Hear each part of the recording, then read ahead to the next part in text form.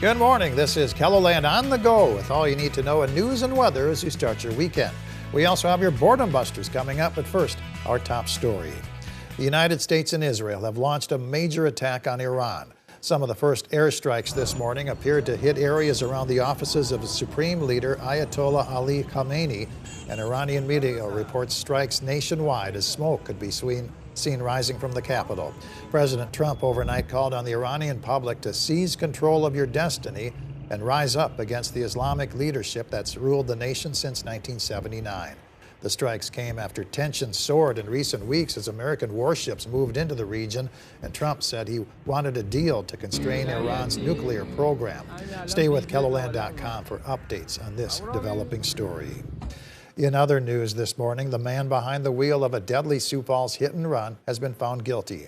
Ali Hassan faces up to 2 years in prison in connection with the December 2024 crash that killed 28-year-old Veronica Lynn Hohnkamp Martin. She was found dead at the scene at West Innovation Street and North Career Avenue in northwest Sioux Falls. Video captured Hassan hitting Hohnkamp Martin with the car he was driving near the South Dakota Military Heritage Alliance on West Russell Street, a distance of roughly 2 miles from where the victim's body was found. Video showed Hassan's car dragging Hohnkamp Martin. Residents in southeast KELOLAND are still recovering after a destructive flood in June of 2024. One of the communities hit hardest was Rock Valley in northwest Iowa. However, there are new signs of relief ahead. Nearly 2 years after the disaster, FEMA has approved $3.5 million in reimbursements. The money covers 75% of the disaster-related expenses the city has already paid.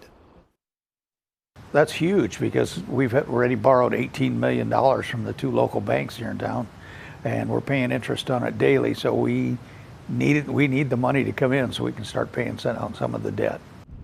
The city is still waiting on approval for home buyouts, but the mayor hopes that money will be coming soon. Let's take our first look at the forecast now with meteorologist Jalen Borison in the Storm Center. Good morning, Jalen. Good morning, Perry, and good morning, KELOLAND. It's been an active start to the day for some of us. Snow mainly across northern South Dakota and further into Minnesota as well this morning. That is why we have winter weather advisories in effect for those areas until around noon today in the Mobridge area, but further to the east until the mid-afternoon hours. 2 to 4 inches of snow is possible within the advisories, but further to the south and the surrounding areas looking to be around to under 1 inch. And even if you don't get the snow, you're going to be feeling the cooler temperatures. A much cooler day compared to yesterday. 33 for a high in Sioux Falls, below average for this time of year. 19 in Aberdeen, 35 in Pierre, and more sunshine to the west with highs in the 40s and 50s in western KELOLAND. And they'll stay on the more mild side with our lows for tonight, but to the northeast, below zero as clouds start to clear out. And then the start of meteorological spring tomorrow, looking to be on the cooler side. We'll take a look at that coming up in your 7-day forecast. All right, thank you very much, Jalen. Reptile Gardens in Rapid City is opening for the season today. The opening comes after an electrical fire back in November killed nearly 100 alligators and tortoises. The popular attraction is featuring new alligators from Texas, as well as tortoise eggs that have recently hatched. Today's hours are 9 a.m. to 4 p.m. Mountain Time. A sure sign that spring is just around the corner, the Sioux Empire Home Show is underway in Sioux Falls. Hundreds of vendors have gathered at the Sioux Falls Arena and Convention Center to showcase the latest trends in home building, remodeling, and landscaping. This event has everything you can possibly imagine in the home building industry under one roof. So it starts at the banking level, realtors, all the way through the builders and the finishers of the home building industry. You can check out the home show from 9 a.m. to 7 p.m. at the Convention Center. Sunday's hours are 11 to 4. Admission is $8. It's free for ages 12 and under. Refresh your wardrobe with gently used clothing, shoes, and bags during the Winter Closet Sale to benefit Dress for Success Sioux Falls. The sale is taking place from 9 a.m. to noon at the MB Downtown Gym. Fill a large bag with anything you like for just $35. Apple Tree West Child Center in Sioux Falls is hosting a rummage sale. Items including baby essentials, kids' toys, books, clothes, and home decor are all priced to go from 9 a.m. to 3 p.m. Black History Month wraps up in Sioux Falls with the Dakota Daughters presenting a historical reenactment of what happened at Wounded Knee to show how the 1890 massacre affects people of all races. The performance is at noon at Mount Zion Cemetery.